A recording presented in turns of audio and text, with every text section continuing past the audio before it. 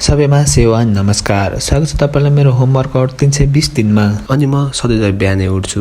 बिहानै उठेसँगै मेरो कोरियन भाषा पढ्न जानुपर्ने हुन्छ। त्यही भएर म रेडी हुन्छु कोरियन भाषा पढ्नलाई। अनिन्द्रा आँखा अनि मेरो थाकेको जिउ लिएर जान्छु म मेरो पढ्ने इन्स्टिट्युटतिर। अनि इन्स्टिट्युटमा चाहिँ म 1 दिन 1.5 घण्टासम्म पढ्छु। अनि त्यतिसम्म चाहिँ मेरो पढाइ सकिन्छ। अनि मेरो पढाइ सकेसँगै म लाग्छु म ड्युटीतिर जान्छु। अफिसका कामहरू हुन्छ म सबै कामहरू सक्छु। अनि पेसाले चाहिँ म एउटा ग्राफिक डिजाइनर हो। 10 घण्टा ड्युटी सकेर गर्छु म अफिस बन्द गरिसकेपछि दिनभर थाकेको जिउ लिएर जान्छु म घरतिर। घर पुग्न साथ खान्छु म मेरो एकदमै सस्तो डाइट खानु साथ बस्छु म पढ्नलाई। अनिन्द्रा आँखा र थाकेको जिउले पढ्नु बसेको थियो। खासै पढ्नु चाहिँ मनै नलाग्ने। जसो तसो गरेर 2 दिन 3 घण्टासम्म पढे। पढ्नु साथ हुन्छु म रातिको वर्कआउटले रेडी। अनि आज चाहिँ मेरो त्यो चेस्ट ट्राइसेप र सोल्डरको डे। अनि चेस्टको लागि गर्नु थालेँ मैले पुसअप गरिसकेपछि गर्नु थालेँ मैले डिप्सको गरेँ टोटल 3 सेट। अनि बेन्च प्रेसको पनि गरेँ टोटल 3 सेट। अनि यसको पनि गरेँ टोटल 3 सेट। अनि यति गरिसकेपछि सक्यो मैले रातिको वर्कआउट। अनि आजको मेरो बडी कन्डिसन हेर्न सक्नुहुन्छ।